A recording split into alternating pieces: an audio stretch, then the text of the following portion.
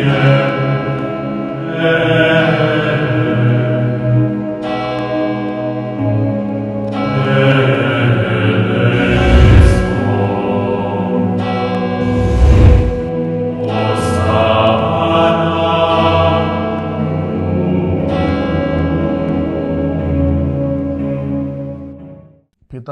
పుత్ర పరిశుద్ధాత్మ నామమున ఆమేన్.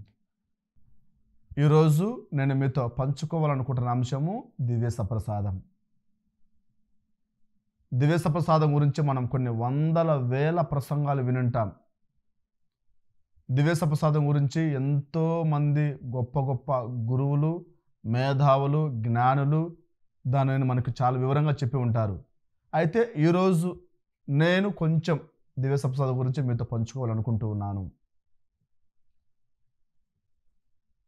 ప్రతి క్రైస్తవుని ఉనికి, ఊపిరి, ఆధారము, జీవము దివ్యసప్రసాదమే. ప్రతి క్రైస్తవుడు బ్రతికేది దివ్యసప్రసాదం ద్వారా మాత్రమే. ఆయువు పట్టు దివ్యసప్రసాదం.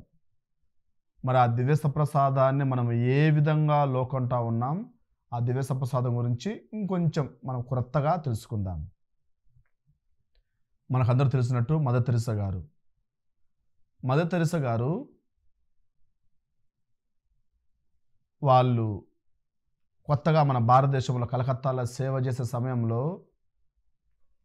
అప్పటికి ఇంకా మఠాన్ని పూర్తిగా ప్రారంభించలేదు. ఆ సమయంలో కాళికాదేవి ఆలయం టెంపుల్ ఎదురుగా తాను ఒక మఠాన్ని ఏర్పాటు చేసినారు. సన్యాస మఠాన్ని ఏర్పాటు చేసిన అక్కడికి అందరూ రోగులు, ముసలి వాళ్ళు, చావు బతుకులు ఉన్నవాళ్ళు, అడుక్కునే వాళ్ళు, చిన్నపిల్లలు, అనాథలు, వితంతువులు వాళ్ళందరినీ తీసుకుని వచ్చి సేవ చేసేది.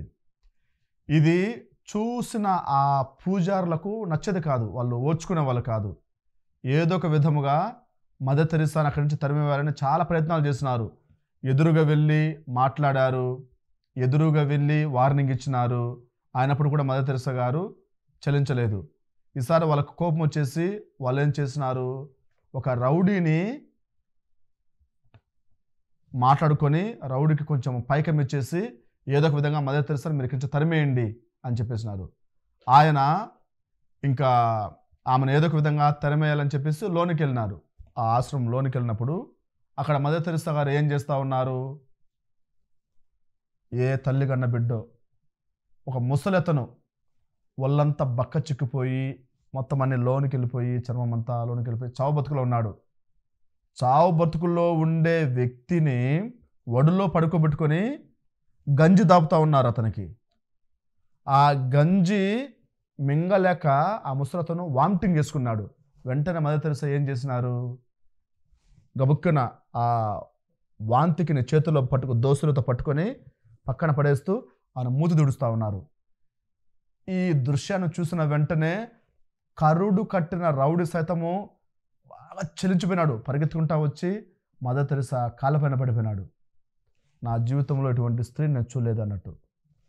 రెండవది, మదర్ తెరెసా గారు మనమందరం వినుంటాం. ఇవన్నీ కూడా ఈ సన్నివేశాలు, ఈ సంఘటనలు అందరం వినుంటాం. ఒకసారి తన దగ్గర ఉన్న అనాథ బాలల నిమిత్తమై భిక్షాటన కోసము ఒక షాప్కి వెళ్ళినారు. షాప్కి వెళ్ళినప్పుడు ఆవిడ ఆ షాప్ యజమానిని, అయ్యా ఏదైనా సరే నా దగ్గర బిడ్డలు ఉన్నారు, కొంచెం ఏదైనా పాడైపోయిన బిస్కెట్లు, పౌడర్ ఏదైనా సాయం చేయగలరన్నప్పుడు ఆ షాప్ యజమాని అహంకారంతో ఆమె 2 చేతుల్లో ఎంగిలి ఉమ్మి వేసినాడు. మదర్ తెరెసా గారు ఏం చేసినారు, ఆ ఉమ్మిని తీసుకొని తన బట్టలకు రాసుకొని ఇది నాకు ఇచ్చారు, నా బిడ్డలకు ఏదైనా ఇవ్వండి అన్నప్పుడు ఆ షాప్ యజమాని పూర్తిగా చెలించిపోయినాడు. ఎంత ఓపిక, కొండంత ఓపిక ఎలా వచ్చింది ఎవడికి? చెలించిపోయి ఆ రోజు నుంచి ఈ రోజు వరకు కూడా ఆ షాప్ యజమాని వారసులు కూడా మదర్ తెరెసా సభకు ఫుడ్ని సప్లై చేస్తూ ఉన్నారు. ఈ విధంగా మదర్ తెరెసా విషయంలో సంఘటనలో కోకొల్లలు. ఒక విలేకరి మదర్ తెరెసా దగ్గరికి వెళ్ళి ఇంటర్వ్యూ తీసుకుంటా ఉన్నారు. ఏమండి, మీకు ఇంత ఓపిక ఎలా వచ్చింది, ఎంత సహనం ఎలా వచ్చింది, అనాథ బాలలను ఎత్తుకుంటారు, ముసలి వాళ్ళని ఒళ్ళో పెట్టుకుంటారు, వాళ్ళ మూతి తుడుస్తారు, ఒళ్ళు కడుగుతారు, భిక్షం ఎత్తుకుంటే అవమానిస్తూ ఓర్చుకుంటారు. ఎలా వచ్చింది మీకు ఈ సహనం అన్నప్పుడు మదర్ తెరెసా గారు చెప్పిన మాట, ప్రతిరోజు నేను స్వీకరిస్తున్న నా దివ్య సప్రసాదం నాకు ఈ శక్తినిస్తూ ఉంది. ప్రతిరోజు దివ్య సప్రసాదం ఎదురుగా 1 గంట ఆరాధనలో ఉంటున్నాను, ఆ ఆరాధనలో ఉండే శక్తే నాకు వస్తూ ఉంది అంటూ ధైర్యంగా చెప్పగలిగినారు. మరి ఆ రోజున మదర్ తెరెసా తీసుకున్న దివ్య సప్రసాదం ఒకటే, ఈరోజు నువ్వు తీసుకుంటున్న దివ్య సప్రసాదం ఒకటే. మదర్ తెరెసా గారు తీసుకున్న దివ్య సప్రసాదం అద్భుతాలు చేయగలిగినప్పుడు నువ్వెందుకు అద్భుతాలు చేయలేకపోతున్నావు? మదర్ తెరెసా గారు భారతదేశం మొత్తానే కాకుండా ప్రపంచం మొత్తాన్ని మార్చగలిగినప్పుడు కేవలం నీ కుటుంబాన్ని నువ్వు మార్చలేకపోతా ఉన్నావు దివ్య సప్రసాదం తీసుకున్నప్పుడు కూడా. ఏంటి వ్యత్యాసం ఏంటి? ఆ రోజు ఆవిడ తీసుకున్న దివ్య సప్రసాదం, ఈరోజు నువ్వు తీసుకున్న దివ్య సప్రసాదం రెండు ఒకటే కదా. బాధాకరమైన విషయం ఏంటంటే దివ్య సప్రసాదము తీసుకున్న నీవు కూడా ఆశీర్వదిస్తూ ఉంటే ఆశీర్వాదం నీ బిడ్డలకు దక్కట్లేదు కదా. ఎక్కడ ప్రాబ్లం? ఈ విషయాన్ని మనం కొంచెం క్షుణ్ణంగా తెలుసుకుందాం. మనము యోహాను గారు వ్రాసిన సువార్తలు చూస్తూ ఉన్నాం. యోహాను గారు వ్రాసిన సువార్త 6వ అధ్యాయం 50వ వచనం నుంచి 58వ వచనం వరకు అద్భుతమైన వాక్యం దివ్య సప్రసాదం గురించి. యోహాను గారు వ్రాసిన సువార్త 6వ అధ్యాయం 50వ వచనం నుంచి మనం చూస్తే, పరలోకము నుండి దిగి వచ్చిన జీవము గల ఆహారమును నేనే. ఈ ఆహారాన్ని, ఈ దివ్య సప్రసాదాన్ని మీలో ఎవడేని భుజించినా వాడు చావడు. ఎంత అద్భుతమైన మాట!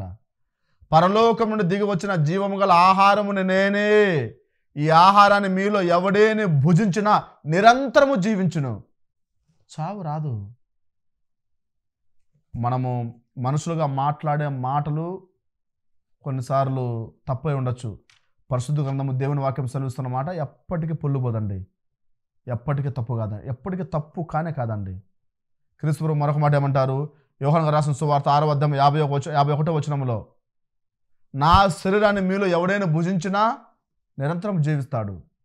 56వ వచనము, నా శరీరాన్ని భుజించువాడు నేను వాని యందును వాడు నా యందు ఉంటాడు. 58వ వచనంలో, మీ పితరులు మన్నాను భుజించి మరణించింది, కానీ నా శరీరాన్ని దివ్య సప్రసాదాన్ని భుజించువాడు మీలో ఎవడు చావడు. మళ్ళీ చెప్తా ఉన్నాను, దివ్య సప్రసాదాన్ని భుజించువాడు చావడు, చావడు, చావడు, చావడు. సరే స్వామి, మీరు బల్లగుద్ది చెప్తా ఉన్నారు, దివ్య సప్రసాదాన్ని భుజించువాడు చావడు. సరే, మరి ఇంతవరకు దివ్య సప్రసాదం తీసుకున్న వాళ్ళందరూ చనిపోతున్నారు కదా, దివ్య సప్రసాదం తీసుకున్న చాలామంది మరణిస్తూ ఉన్నారు కదా. మరి అదేంటి అంటే, గురువుగా మీరు చెప్పే తప్ప, బైబుల్ తప్ప, క్రీస్తు ప్రభు తప్ప? ఇదే విషయాన్ని పునీత పౌలు గారు దృఢపరుస్తున్నారు, రూఢి చేస్తూ ఉన్నారు.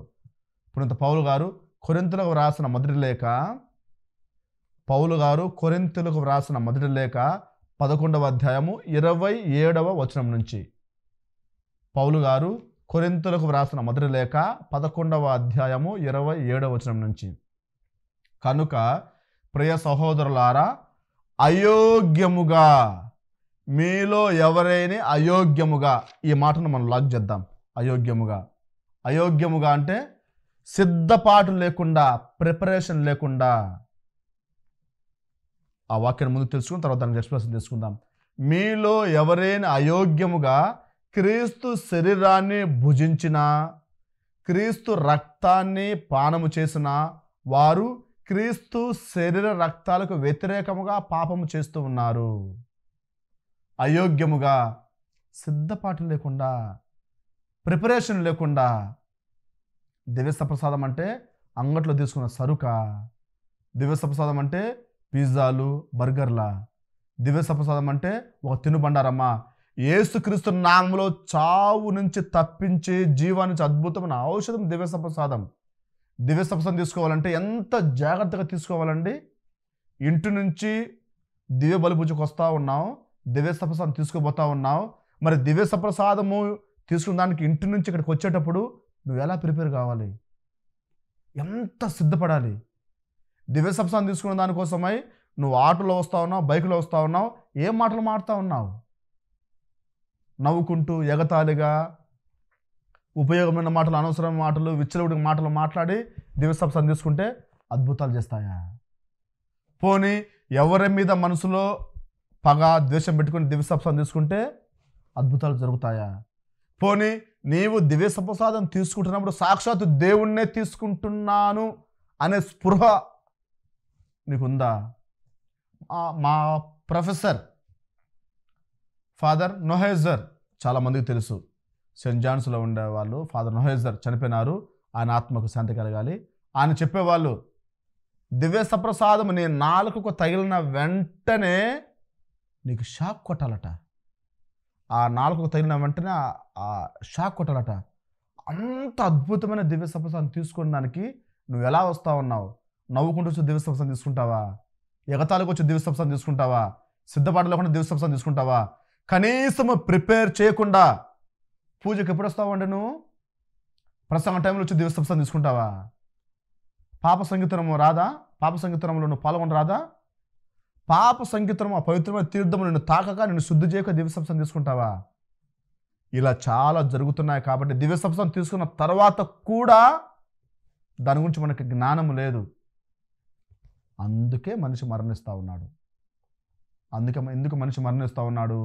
దివ్యసప్రసాదాన్ని, దివ్య భోజనం అనే స్పృహత తీసుకోవట్లేదు. అందుకే పునీత పౌలు గారు చెప్తారు, రోమాపౌరులకు వ్రాసిన లేఖ 1వ అధ్యాయం 28వ వచనంలో, పునీత పౌలు గారు వ్రాసిన లేఖ, రోమాపౌరులకు వ్రాసిన లేఖ అధ్యాయం 1 పరిశుద్ధ వచనం 28, దేవుని గురించిన జ్ఞానాన్ని వాళ్ళు తమ మనసుల్లో ఉంచుకోవట్లేదు. సాక్షాత్ దివ్య సప్రసాదం క్రీస్తు ప్రభువే అనే జ్ఞానం లేదు. దివ్య సప్రసాదం తీసుకుని బయటికి వెళ్ళిన వెంటనే నవ్వుల మాటలు, ఎగతాళ మాటలు, పనికిమాలిన మాటలు. దివ్య సప్రసాదం తీసుకుని బయటికి వెళ్ళిన వెంటనే కొట్లాటలు. కనీసము నీ పక్కన నిల్చున్న వ్యక్తి పొరపాటు నువ్వు మాట్లాడలేదనుకో, సమాధానం కూడా ఇవ్వలేకపోతా ఉన్నావు.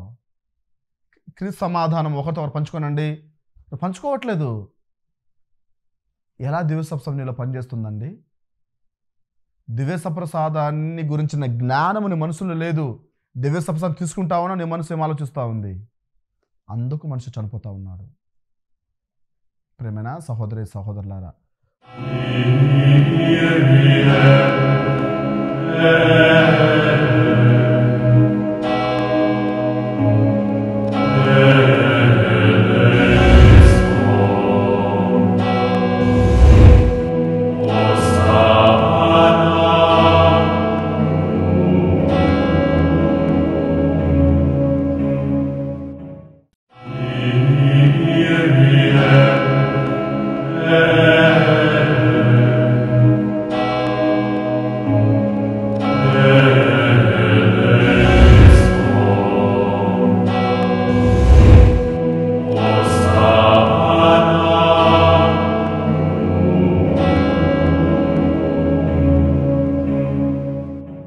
పునీత యోహాను గారు రాసిన శుభవార్త 3వ అధ్యాయం 5వ వచనంలో, పునీత యోహాను గారు రాసిన శుభవార్త 3వ అధ్యాయం 5వ వచనంలో క్రీస్తు ప్రభు చెప్తున్నమాట, ఒకడు నీటి వలనే కాక ఆత్మ వలన కూడా జ్ఞాన స్నాన పొందవలన, రక్షణ పొందాలంటే. నీటి వలన అంటే బ్యాప్టిజం. ఆత్మ వలన, ఆత్మ ఎప్పుడు వస్తుంది? దివ్య సప్రసాదం తీసుకున్న ప్రతిసారి. దివ్య సప్రసాదం తీసుకున్న ప్రతిసారి.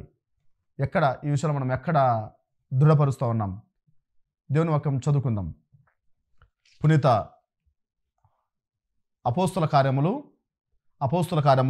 2వ అధ్యాయము 43వ వచనంలో, అపోస్తుల కార్యము 2వ అధ్యాయం 43వ వచనంలో,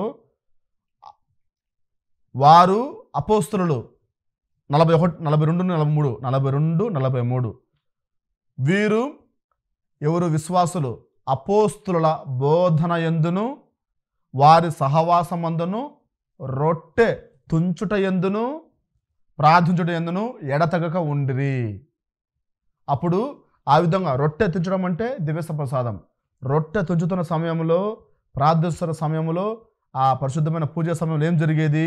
అప్పుడు ప్రతి వ్యక్తి పైన పవిత్రాత్మ ఆవహించను. బైబిల్ గ్రంథం చెప్తా ఉందండి. బైబిల్ గ్రంథం చెప్తా ఉంది, ప్రతి వ్యక్తి పైన ఆత్మ ఆవరించను. ప్రేమైన బిడ్డ, సహోదరి సహోదరులారా, క్రీస్తు నామములో దివ్య సప్రసాదం తీసుకున్న ప్రతి బిడ్డ గుర్తుపెట్టుకోవాల్సిన విషయము, నీవు దివ్య సప్రసాదం తీసుకున్న ప్రతిసారి నీలోకి పరిశుద్ధాత్మ ఆవహిస్తూ ఉంది, పరిశుద్ధాత్మను ఆక్రమించుకుంటా ఉంది. ఆ దివ్య సప్రసాదం ద్వారా నువ్వు అద్భుతాలు చేయగలవు. కానీ మనకు ఆ జ్ఞానం లేదు. అందుకే పునీత పౌలు గారు చెప్తారు, పునీత పౌలు గారు రోమా పౌరులకు వ్రాసిన లేఖ 8వ అధ్యాయం 15వ వచనము. పునీత పౌలు గారు రోమీలకు వ్రాసిన లేఖ అధ్యాయము 8 పరిశుద్ధ వచనము 15. ప్రేమైన క్రైస్తవ సహోదరి సహోదరులారా, మీరు స్వీకరించేది బానిసత్వపు ఆత్మ కాదు. మీరు స్వీకరించే ఆత్మ ద్వారా, పరిశుద్ధాత్మ ద్వారా దేవుణ్ణి అబ్బా, తండ్రి అని పిలుస్తూ ఉన్నారు. నీవు స్వీకరించే ఆత్మ తండ్రి దేవుణ్ణి అబ్బా, తండ్రి అని పిలుస్తూ ఉన్నారు. అంటే నీవు దివ్య సప్రసాదం తీసుకున్న ప్రతిసారి నీలో ఆవహించేది పరిశుద్ధాత్మ, నిన్ను ఆవరించేది పరిశుద్ధాత్మ. అయితే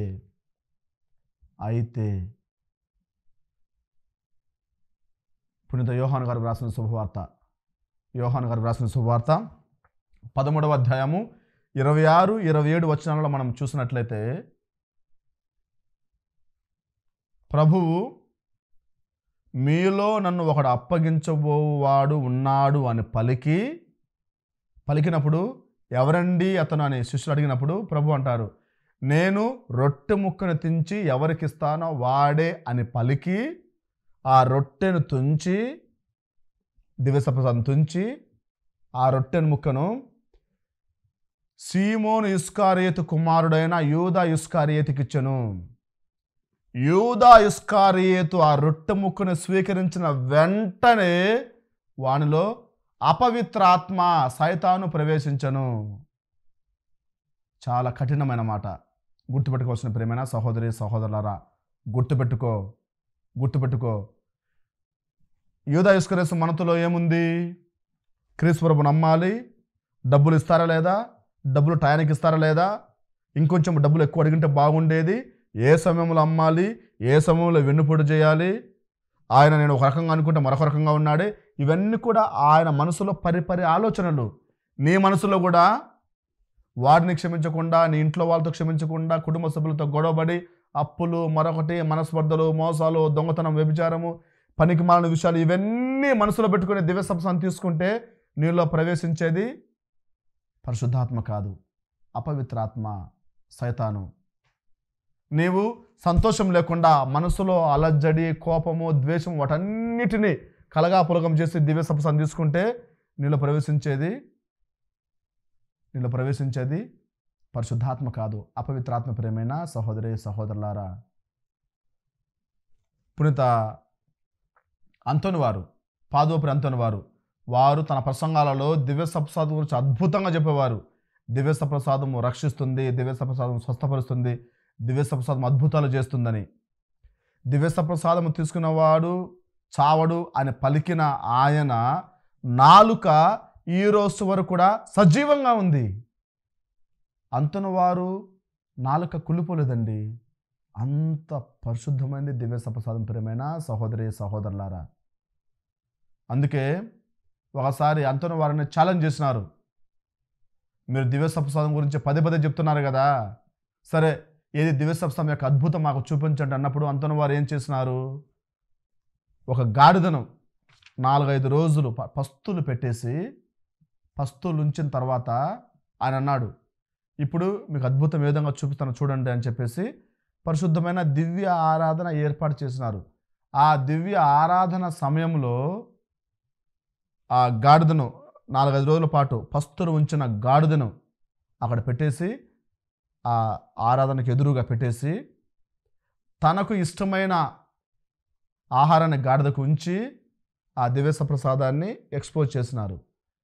పరిశుద్ధమైన దివ్య ఆరాధన అయిపోయేంత వరకు గాడిద పచ్చి మంచినీళ్ళు కూడా ముట్టలేదు. ప్రియమైన సహోదరి సహోదరులారా, అది అద్భుతాలు చేసే దివ్య సప్రసాదము. కాబట్టి ఈరోజు నేను మిమ్మల్ని మనస్ఫూర్తిగా చెప్తున్న మాటలు, దయచేసి సిద్ధపాటు లేకుండా దివ్య సప్రసాదము తీసుకోరాదు. గొడవపడి దివ్య సప్రసాదం తీసుకోవద్దు. కొట్లాడి ఇంట్లో కుటుంబ సభ్యులతో, మీ ఇంట్లో వాళ్ళతో, భర్తతో కానీ, భార్యతో కానీ, బిడ్డలతో కానీ, అత్తమామలతో కానీ, స్నేహితులతో కానీ క్షమాగుణం లేకుండా దివ్య సప్రసాదము తీసుకోరాదు, తీసుకోవద్దు కూడా. మరి ఎలా స్వామి? నేను పూర్తిగా దివ్య సప్రసాదం తీసుకోవద్దు అని చెప్పట్లేదు. పాప ప్రక్షాళన లేకుండా, పశ్చాత్తాప పడకుండా దివ్య సప్రసాదం తీసుకోవద్దు అంటున్నా. అందుకే పూజలో మనకిచ్చే అద్భుతమైన అవకాశము పశ్చాత్తాపడండి. Reconciliation, rite of reconciliation. పశ్చాత్తాపడండి. ఇతరులతో గొడవపడి దివ్య సప్రసాదం తీసుకోవద్దు. క్షమాగుణం లేకుండా దివ్య సప్రసాదం తీసుకోవద్దు. క్షమించకుండా దివ్య సప్రసాదం తీసుకోవద్దు. నీ మనసులో అలజడి ఉన్నప్పుడు దివ్య సప్రసాదం తీసుకోవద్దు. నేను ఎప్పుడూ నా విశ్వాసులకు, నా ప్రజలకు చెప్తున్న మాట, దయచేసి దివ్య సప్రసాదం యొక్క ఔన్నత్యం మీరు తెలుసుకోనండి. మీరు ఎంతమంది అండి దివ్య సప్రసాదము సాక్షాత్ భగవంతుడే అని తీసుకున్న తర్వాత ఎంతమంది మిమ్మల్ని మీరు ఆశీర్వదించుకుంటా ఉన్నారు? బ్లెస్ చేసుకోండి అమ్మా. దివ్య సప్రసాదం తీసుకున్న తర్వాత మిమ్మల్ని మీరు బ్లెస్ చేసుకోండి. క్రీస్తు నామం పేరిట మీరు క్రీస్తుగా మారిపోతూ ఉన్నారు. మరో క్రీస్తుగా, రెప్లికా ఆఫ్ క్రైస్ట్, క్రీస్తుగా మారిపోతూ ఉన్నారు. దివ్య సప్రసాదం తీసుకోక ముందు ఒక గంట పాటు ఉపవాసం ఉంటావు. దివ్య సప్రసాదం తీసుకున్న తర్వాత 1 గంట పాటు ఉపవాసం ఉండు. మాటలు ఉపవాసం ఉండు, నోటి ఉపవాసం ఉండు. దివ్య సప్రసాదం తీసుకున్న తర్వాత మరో మాట మాట్లాడకుండా ఇంటికి వెళ్ళిపోయి నీ ఇంటిని బ్లెస్ చేసుకో. నీ ద్వార బంధాలు ఆశీర్వదించుకో. ఎందుకంటే నువ్వు క్రీస్తుగా మారిపోయినావు. దివ్య సప్రసాదం తీసుకున్న తర్వాత నువ్వు వెళ్ళి నీ పడకలు బ్లెస్ చేసుకో. నీ పడకలు బ్లెస్ చేయి. నువ్వు క్రీస్తుగా మారిపోయినావు. ప్రశాంతమైన నిద్ర వస్తుంది నీకు. దివ్య సప్రసాదం తీసుకున్న తర్వాత నువ్వు కూర్చునే డైనింగ్ టేబుల్ని బ్లెస్ చేయి. నువ్వు తినే తిండి అరుగుతుంది. నువ్వు దివ్య సప్రసాదం తీసుకున్న తర్వాత నువ్వు కూర్చులో రిలాక్స్గా కూర్చుంటావు. అక్కడ కూర్చో. ఎప్పుడు హ్యాపీ కన్వర్జేషన్ ఉంటుంది. దివ్య సప్రసాదం తీసుకున్న తర్వాత నీ సరౌండింగ్స్ బ్లెస్ చేసుకో. ఏ కీడు రాదు. 91వ కీర్తన 10వ వచనము. నీ ఇంటి చెంతకు ఏ కీడు రాదు. నీకు ఎటువంటి అంటురోగాలు రావు. నీ ఒంటికి అంటురోగాలు రావు. ఎప్పుడు? నిన్ను నీవు దీవించుకున్నప్పుడు. ప్రియమైన సహోదరి సహోదరులారా, అందుకే నేను పదే మరొకసారి చెప్తా ఉన్నాను, దివ్య సప్రసాదం యొక్క ఔన్నత్యము తెలుసుకొని స్వీకరించండి. దేవాది దేవుడు మిమ్మలను, మీ కుటుంబ సభ్యులను దీవించునుగాక. పిత, పుత్ర, పరిశుద్ధాత్మ నామమున ఆమేన్.